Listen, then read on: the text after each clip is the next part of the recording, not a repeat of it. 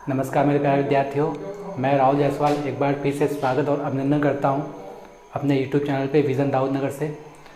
जैसा कि मैट्रिक्स का मैंने आपको 2 लेक्चर पढ़ाए, काफ़ी इम्पॉर्टेंट रहा और मैंने उस 2 लेक्चर में केवल आपको कॉन्सेप्ट बताया। आइए उस कॉन्सेप्ट को एक बार फिर से मैं बता देता हूँ कि आपके जो डिटर्मिनेंट्स के जो कॉन्सेप्ट थे उसमें लगभग 5 से 6 रूल मैंने बताया था। उस 5-6 रूल को आप हमेशा रिवाइज करते रहिएगा। उन्हीं सब रूल्स को हम लोग इस्तेमाल क्या करेंगे क्वेश्चन को सॉल्व करने के लिए।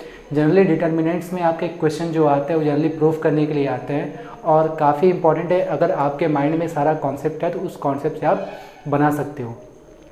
तो डिटर्मिनेंट्स में हम लोग क्या कर सकते हैं, आइए कुछ सीखते नया। हमारे सामने एक क्वेश्चन दिया हुआ है, तो डिटर्मिनेंट्स में हम रो को रोज से जोड़ सकते हैं या कॉलम को कॉलम से जोड़ या घटा सकते हैं। आइए हम इस एप्लीकेशन का इस्तेमाल करते हैं और जो ऊपर क्वेश्चन दिया हुआ है इस क्वेश्चन को हम लोग 1 या 2 तरीके से लगाना सीखते हैं।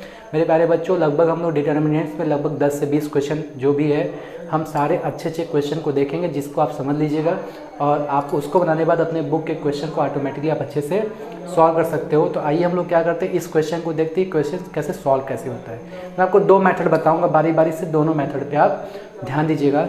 तो जैसा आप देख रहे हो कि आपका कॉलम नंबर 1 है, कॉलम नंबर 2 है, कॉलम नंबर 3 है। तो देखो कि यहाँ भी x प्लस ए है, y प्लस बी है, z प्लस सी है और यहाँ पर x है, y है, z है। आप देखिए कि हमको क्या प्रूफ करना है, 0 प्रूफ करना है। तो हम इस टाइप के क्वेश्चन में आप देखोगे जैसा आपने कॉन्सेप्ट सीखा है कि किसी भी रोज किसी भी डिटर्मिनेंट्स में कोई भी 2 रो या 2 कॉलम अगर आपस में बराबर हो जाता है तो उसकी वैल्यू ऑटोमेटिकली 0 हो जाती है। तो आप देखो कि क्यों ना हम C1 और C2 को आपस में जोड़ देते हैं। तो आप देखो कि x plus A, Y plus B, Z plus C हो जाता है। ऑटोमेटिकली आपका एक जो कॉलम है दूसरे को तीसरे कॉलम के बराबर हो जाएगा। तो यहाँ से आपको रिजल्ट 0 मिल जाएगा। तो सारा खेल ऑब्जर्वेशन का है। क्वेश्चन को सॉल्व करने से पहले हम इसको माइंड में देख लेते हैं कि इसको कैसे सॉल्व करना है, कि स्ट्रेटजी बेस्ड क्वेश्चन होते हैं। आइए सॉल्व करते हैं। तो हम क्या करते हैं कि C1 में C1 प्लस C2 कर देते हैं। ठीक, आओ देखते हैं हमें क्या मिलता है। तो हमने क्या किया, जब हम जोड़ेंगे तो x plus A, Y plus B and Z plus C मिल जाएगा। यहाँ पर a, b, c को इसी हाल पे छोड़ दो, x plus A, Y plus B and Z plus C. जैसा कि आप जानते हो कि C1 इक्वल टू क्या हो गया, C3। It represent that it's value is gone on 0। इसका मतलब जो इसका वैल्यू है वो आपका 0 हो जाएगा। देखो काफ़ी आसान है। तो आपके माइंड में अगर सारा कॉन्सेप्ट प्लेस्ड है जो मैंने 5 से 6 नियम बताएं तो आप किसी भी क्वेश्चन को आप समझ सकते हो और उसको देखते ही आपके दिमाग में आ जाएगी क्या जोड़ना है, क्या घटाना है, या क्या कॉमन लेना है, या क्या मल्टीप्लाई करना है, या कैसे कौन सी चीज़ों का आपको उसमें इस्तेमाल करना है। तो उम्मीद करते हैं कि ये कॉन्सेप्ट आपको समझ में आया होगा। आइए हम इसी क्वेश्चन को एक दूसरे तरीके से सॉल्व करने की कोशिश करते हैं। आप कुछ देर रुक के इस क्वेश्चन का स्क्रीनशॉट ले लीजिए, काफ़ी आसान था। तो ये कुछ हम लोग नया एक्सपेरिमेंट करते हैं। नया एक्सपेरिमेंट के तौर पर हम क्या करते हैं, इसके बाद फिर से देखते हैं। आई मेरे प्यारे बच्चों, इसी को हम लोग एक दूसरे तरीके से लगाना देखते हैं कैसे इसको लगाते हैं। देखो, अगर हम C3 में से C2 को घटा दें तो अगर C3 में C2 घटाएंगे, हमने क्या किया, C3 में C3 माइनस C2 कर दिया। तो देखो एक लाइन में हमको क्या मिलेगा, x, y, z को इसी हाल पे छोड़ दो, a, b, c को इसी हाल पे छोड़ दो। अगर हमने इसमें से a घटाया, इसमें से b घटाया, इसमें से c घटाया तो देखो क्या मिलेगा, x, y और z मिल जाएगा। देख रहे हो। तो ये भी तरीका, जोड़ने का भी घटाना तरीका हम लोग सीख सकते हैं और घटाने का भी तरीका सीख सकते हैं। इसका मतलब ये है कि आप यहाँ देखिए C1 और C3 आपस में बराबर हो गया। C1 C3 अगर आपस में बराबर हो गया तो इसका आंसर क्या होगा, 0 हो जाएगा। तो मात्र 3 से 4 लाइन वाले कॉन्सेप्ट है। उम्मीद करते हैं कि ये कॉन्सेप्ट आपको समझ आया होगा। तो आइए हम लोग क्या करते हैं, एक अगले क्वेश्चन की ओर बढ़ते हैं। आइए मेरे प्यारे विद्यार्थियों, हम लोग सेकंड क्वेश्चन की ओर बढ़ते हैं। जैसा कि क्वेश्चन आपको दिख रहा है काफ़ी आसान है। हमें क्या करना है, इसके बराबर 0 प्रूफ करना है। तो अब आप समझ सकते हो, क्वेश्चन देखते ही आपको समझ में आ गया कि भाई खेल क्या है। ठीक, यहाँ a है और यहाँ क्या है, x है और इसके इनके हिसाब से आप देखो रो नंबर सेकंड में देखो, आप रो नंबर सेकंड में देखिए, आपको समझ में आया होगा भाई a+2x b+2x c+2z है, इसका मतलब ये है कि ये रो नंबर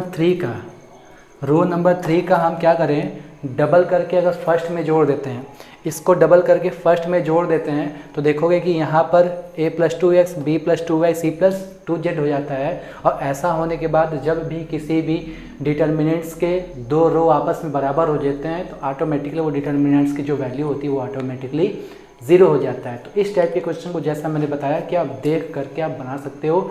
देखने से ही आपको लगभग 50% समझ में आ जाता है कि क्या रोल मॉडल होने वाला है, इसका फ्लो चार्ट कैसे बनने वाला है, ये हम लोग देखते हैं। तो वही मैंने बताया कि हमने क्या कर दिया, R1 में मैंने किया कि R1 + 2R3 कर दिया, ये आपका R1 है ना।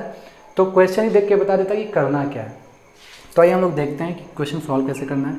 तो हम a+2x हो जाएगा, b+2x हो जाएगा एंड c+2z हो जाएगा। इसी तरीके से a+2x पहले सही है, b+2y पहले सही है, c+2z पहले सही है, ये x हो गया, ये y हो गया, ये z हो गया। इक्वल टू हमें देखिए जैसा कि आप जानते हो कि रो नंबर 1 किसके बराबर है, रो नंबर 2 के बराबर है। तो किसी भी डिटर्मिनेंट्स में दो रो या दो कॉलम आपस में अगर बराबर होते हैं तो इसका जो रिजल्ट होता है वो हमें क्या मिल जाता है, 0 मिल जाता है। तो उम्मीद करते हैं कि यह जो कॉन्सेप्ट मैंने आपको पढ़ाया अब 2 क्वेश्चन, इससे आप समझ गए होंगे डिटर्मिनेंट्स कितने आसान हैं और क्वेश्चन बनता कैसे है। तो आइए इसी तरीके से हम लोग क्या करते हैं, एक एग्जांपल और देखते हैं।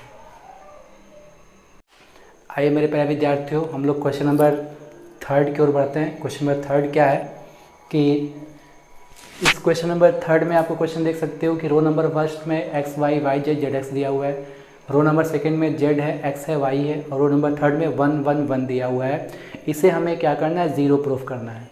तो हमेशा ध्यान दीजिएगा कि अब तक जो मैंने 2 कॉन्सेप्ट बताया उससे ये क्वेश्चन परे नहीं है, और हम कुछ एप्लीकेशंस का जो मैंने आपको 5 से 6 एप्लीकेशंस बताए थे उसी एप्लीकेशंस का हम लोग इसमें इस्तेमाल करेंगे। तो आओ देखते हैं कि क्वेश्चन सॉल्व कैसे होता है। अपने नज़रिए से आप इसको देखिए कि ये क्वेश्चन जो दिया हुआ है, अगर हम क्या कर रहे हैं, ये जो R1 है, ये R2 है और ये R3 है, हम क्या करें कि R1 और R2 को आपस में जोड़ दें। हम क्या करें, R1 के लिए R1 और R2 में हमने आपस में इसको क्या कर दें, ऐड कर देते। तो आओ देखते हैं कि हमें मिलता क्या है। हम यहाँ पर सॉल्व करेंगे, यहाँ पर आपको दिख रहा होगा। तो देखो जब जोड़ेंगे तो x + y + z मिलेगा, ऐसे ही यहाँ पे x + y + z मिलेगा, और यहाँ भी x + y + z मिलेगा। और इसको इसी हाल पे छोड़ दो, z x और y, ये 1 और ये 1। ठीक है, तो उम्मीद करते हैं कि ये कॉन्सेप्ट समझ में आया होगा। और मैंने आपको बताया था कि एक एप्लीकेशन ये होता है कि अगर कोई चीज़ कॉमन हो, किसी भी रो में या किसी कॉलम में कोई चीज़ कॉमन होता है तो उसको हम वो बाहर निकाल सकते हैं। तो आप देखो कि जो रो नंबर 1 है R1 में पूरा x + y + z कॉमन है, तो हमने यहाँ पर सॉल्व कर दिया। यहाँ पर x + y + z अगर हमने कॉमन ले लिया तो आप देखोगे 1 1 1 बचा, z x y बच गया, और आप देखो 1 1 1 बच गया। तो आप देख सकते हो कि किसी भी डिटर्मिनेंट्स का आप देखो C1 = क्या है, C3, देन इसका रिजल्ट क्या मिल जाएगा, 0 मिल जाएगा। किसी भी डिटर्मिनेंट्स का अगर 2 कॉलम या 2 रो आपस में बराबर होता है तो उस डिटर्मिनेंट्स की वैल्यू क्या हो जाती है, 0 हो जाती है। तो एक बार फिर से देखो कि इस सिस्टम में हमने क्या किया है कि रो नंबर 1 में रो नंबर 1 और 2 को आपस में हमने जोड़ दिया। तीनों सिस्टम में x + y + z दिखाई दिया। हमने क्या कर दिया कि x + y + z कॉमन ले लिया, तो देखा कि जो हमारा रो नंबर 1 है वहाँ पर 1 1 1 दिखाई दिया, और रो नंबर 3 है वहाँ पर भी 1 1 1 दिखाई दिया। तो हमने क्या किया कि जैसा कि आपको बताया गया कि किसी भी 2 रो में या 2 कॉलम में चीज़ें अगर आपस में बराबर होती हैं तो इसका जो रिज़ल्ट होता है वो आपका 0 हो जाता है। तो इसका मतलब ये है कि इसका जो हमारा प्रूफ करने वाला सिस्टम था वो 0 हो गया। तो अब आप समझ सकते हो कि देखिए किस तरीके से किस पैटर्न का इस्तेमाल हो रहा है। तो अब आप देख सकते हो कि क्वेश्चन काफ़ी आसान है और बनाने में काफ़ी मज़ा है। आपको पहले बनाने से पहले कुछ देर सोचना पड़ेगा कि क्या कैसे करना है। क्वेश्चन को देखते ही आपके दिमाग में आंसर हो जाना चाहिए कि इसको ऐसे बनाना है, और बाकी काम आपको एक्सपेरिमेंट करना है। किसी भी एक क्वेश्चन को आप कई तरीके से लगा सकते हैं। लगाने का मल्टीपल वेज है। हो सकता है कि मैं आपको जो तरीका बता रहा हूँ उससे आप दूसरा तरीका लगा सकते हो। तो मैथमेटिक्स में किसी भी क्वेश्चन को सॉल्व करने के ढेर सारे तरीके होते हैं, स्पेशली डिटरमिनेंट्स में भी ऐसा होता है। तो आइए हम लोग एक एग्जाम्पल और देखते हैं। देखिए मेरे प्यारे बच्चों, यही क्वेश्चन फिर से है, सोच दैट कि इसकी वैल्यू 0 होगी। जैसा कि आपने पिछला क्वेश्चन बनाया है ऐसे भी वही क्वेश्चन है, आप इसका आंसर प्रूव कर सकते हो। ठीक, तो इसमें पिछले वाले क्वेश्चन में आपके सारे सिस्टम रोज़ में थे, इसमें सारा सिस्टम कॉलम में है। आप इस सिस्टम में देख सकते हैं कॉलम नंबर जो आपका सेकेंड और थर्ड है, अगर आपस में जोड़ दिया जाए और वो थर्ड में या सेकेंड में लिख दिया जाए तो देखिए a plus B plus C, A plus B plus C, A plus B plus C मिल जाएगा। और a plus B plus C को कॉमन ले लिया जाए तो कहीं ना कहीं तीनों आपके कॉलम में 1 1 1 दिखाई देगा। किसी भी दो कॉलम में 1 दिखाई दे तो आपका आंसर क्या बन गया, 0 बन गया। तो ये भी आप इसको बना सकते हो। आइए हम लोग क्या करते हैं, इस क्वेश्चन को देखते हैं कैसे इसको बनाना है। तो हमने क्या कर दिया, इस सिस्टम में हमने R2 में क्या कर दिया, कॉलम में C2 प्लस C3 कर दिया, बार बार R लिख जा रहा है, ठीक है। C2 प्लस C3 कर दिया तो देखो रिजल्ट क्या मिलता है, 1 1 1, A plus B plus C, A plus B plus C, यहाँ भी a plus B plus C, यहाँ पर b plus C, C plus A plus B हो जाएगा। इसको फिर हमने सॉल्व किया तो हमने क्या किया कि भाई a plus B plus C common ले लिया। जब हम कॉमन लेंगे तो 1 1 1 1 1 1, यहाँ b plus C plus A plus B, तो इसका मतलब ये हमारा क्या हो गया, 0। प्रूफ हो गया कि भाई किसी भी डिटर्मिनेंट्स में दो रो या दो कॉलम की वैल्यू आपस में बराबर होती है तो वह आपको आंसर जो देता है वो 0 हो जाता है। तो जैसा कि हमने पिछला क्वेश्चन सीखा था उसी पिछले क्वेश्चन जैसा ही हमारा ये वाला क्वेश्चन है। उम्मीद करते हैं कि यह क्वेश्चन आपको समझ में आया होगा और आप कुछ न कुछ कॉन्सेप्ट सीख गए होंगे, 2-3 बातों को सीख गए होंगे, जोड़ना घटाना आपको सीखने आ गया होगा। और उसके बाद आपको दो लोग अगर बराबर है तो यहाँ से आपको पकड़ में आ गया होगा नहीं ये एक कॉन्सेप्ट काम करता है। तो हमने सिर्फ आपको अभी 2 ही कॉन्सेप्ट पढ़ के क्वेश्चन सॉल्व करा रहे हैं, जब तक कि आपको अच्छे से आ न जाए। आइए हम लोग क्या करते हैं, एक एग्जाम्पल और देखते हैं। आइए मेरे प्यारे विद्यार्थियों, हम लोग एक नए कॉन्सेप्ट की ओर बढ़ते हैं। अब तक आपने जो 2-3 क्वेश्चन देखा था वो आपका एक अलग कॉन्सेप्ट था। आइए हम लोग एक इससे नए कॉन्सेप्ट को देखते हैं कि क्या है और हमको क्या सिखाता है। जैसा कि आपको क्वेश्चन में दिख रहा होगा, एक आपका चैन सिस्टम है, x plus A, X plus B, X plus C, Y plus A, Y plus B, Y plus C and Z plus A, Z plus B, Z plus C, कुछ ऐसे format में दिया है। और ये एक आपका साइकिल बन के दिया हुआ है, मतलब साइक्लिक इक्वेशन है। तो आइए इसको हम सॉल्व कैसे करते हैं, आइए हम उसके बारे में डिस्कस करते हैं।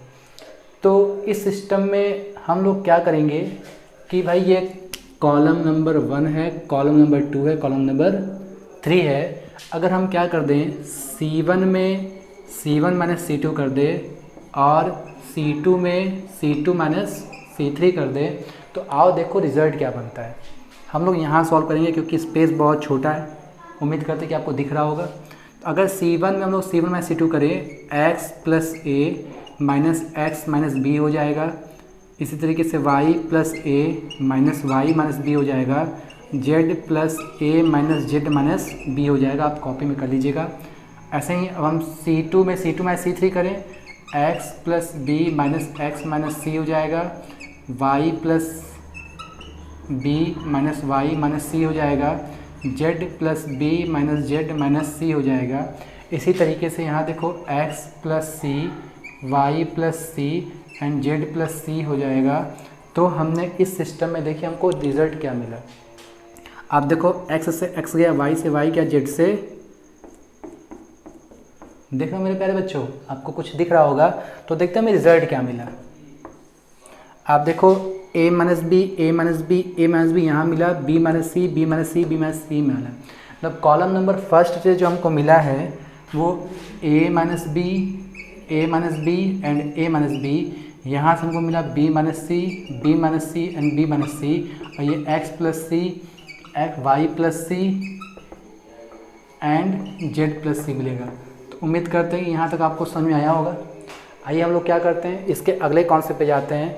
इस पूरे कॉलम नंबर फर्स्ट में आपका a माइनस बी कॉमन है एंड कॉलम नंबर सेकंड में b माइनस सी कॉमन है। तो जैसा मैंने आपको एक कॉन्सेप्ट में पढ़ाया था कि किसी भी कॉलम में अगर पर्टिकुलर चीज़ कॉमन है तो उसको आप बाहर निकाल सकते हो, दूसरे कॉलम में अगर पर्टिकुलर चीज़ कॉमन है तो उसको बाहर निकाल सकते हो। इस पूरे सिस्टम में हम क्या करें, a माइनस बी को बाहर निकाल लें, और इस पूरे सिस्टम में हम क्या करें कि b माइनस सी को बाहर निकाल लें। तो आइए देखते हैं कि हमको रिजल्ट क्या मिलता है। हम पहले सिस्टम में a माइनस बी को बाहर निकाल लिए, दूसरे सिस्टम में b माइनस सी को बाहर निकाल दिए। तो देखो रिजल्ट क्या मिलेगा।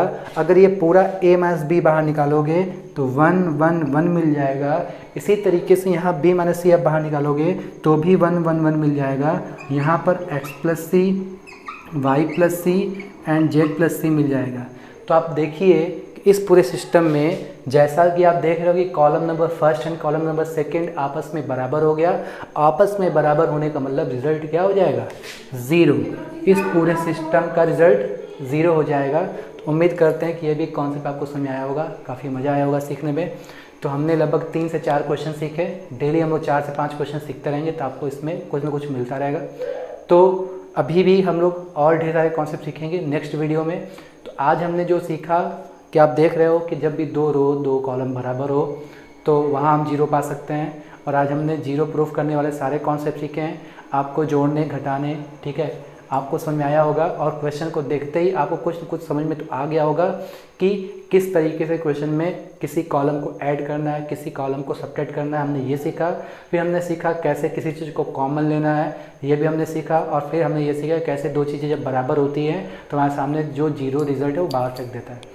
तो काफ़ी आसान कॉन्सेप्ट था और हम लोग आपसे नेक्स्ट वीडियो मिलते हैं। ऐसे डिटर्मिनेंट्स के 5 से 6 क्वेश्चन हम आपके सामने लेके आएंगे किसी पर्टिकुलर टॉपिक पे। अगर हम लोग 20 से 25 क्वेश्चन को अच्छे से सीख लेते हैं तो डिटर्मिनेंट्स पूरा चैप्टर तैयार हो जाएगा।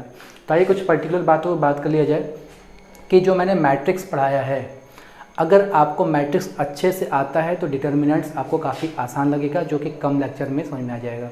तो अगर आपको डिटर्मिनेंट्स पढ़ने तो हमारे मैट्रिक्स के कॉन्सेप्ट को आप अच्छे से एक बार फिर से रिवाइज कर लो। मैट्रिक्स में आपको मैट्रिक्स का जोड़ना घटाना, मैट्रिक्स का आपस में गुणा करना, ए स्क्वायर निकालने आना चाहिए, सिंगुलर नॉन सिंगुलर मैट्रिक्स के बारे में पता होना चाहिए, मैट्रिक्स के जितने भी 7 से 8 कंडीशंस है वो आपको पता होना चाहिए। फिर मैंने आपको मैट्रिक्स में बताया था एडजॉइंट निकालना, फिर ए इनवर्स निकालना मैंने पढ़ाया था, ठीक। तो ये सब चीज़ें पूरा मैट्रिक्स का। फिर मैट्रिक्स मैंने लास्ट में आपको ये जो इक्वेशन था लीनियर इक्वेशन सॉल्व करने बताया था। तो ये पूरा पोर्शन मैंने अलग अलग वीडियो में अलग अलग लेक्चर में बता दिया है। तो आपसे यही कहना है कि मैट्रिक्स के सारे कॉन्सेप्ट खत्म हो गए हैं, बाकी अपने बुक से इसको सॉल्व करते रहिए। एक लास्ट में हम लोग क्या करेंगे, जब ये सब तीनों लेक्चर पढ़ा देंगे तो इसके बाद हम क्या करेंगे, आपको मैट्रिक्स के किसी पर्टिकुलर बुक के जो अच्छे अच्छे क्वेश्चंस हैं हम उसको डिस्कस करा दिया करेंगे। तो आप उसके लिए परेशान नहीं होना है, आपके पास एक अच्छा सा रिवीजन भी हो जाएगा। और डिटर्मिनेंट्स का लेक्चर नंबर 1 और लेक्चर नंबर 2 जो था वो कॉन्सेप्ट को डेडिकेटेड था। जो आज मैंने आपको लेक्चर नंबर 3 बताया है यह आपको कॉन्सेप्ट के साथ साथ न्यूमेरिकल भी डेडिकेटेड था। तो जो मैंने आपको कॉन्सेप्ट पढ़ाया उसी कॉन्सेप्ट का आपका इसमें इस्तेमाल किया गया है। और मेरा यह आपसे एक्सपेक्टेशन है कि यह आपको समझ में आया होगा और आप अच्छे से इसको रिवाइज करो। और हाँ, आप मेरे जो लेक्चर्स हैं आप उसको अपने दोस्तों में, अपने लोगों में आप इसको शेयर कीजिए और सब्सक्राइब करवाइए। अधिक से अधिक आप लोग का प्यार मिलता रहेगा तो आप लोग को मैं अच्छी तरीके से आपको अच्छे अच्छे वीडियोज़ बना के सेंड करता रहूँगा। Thank you.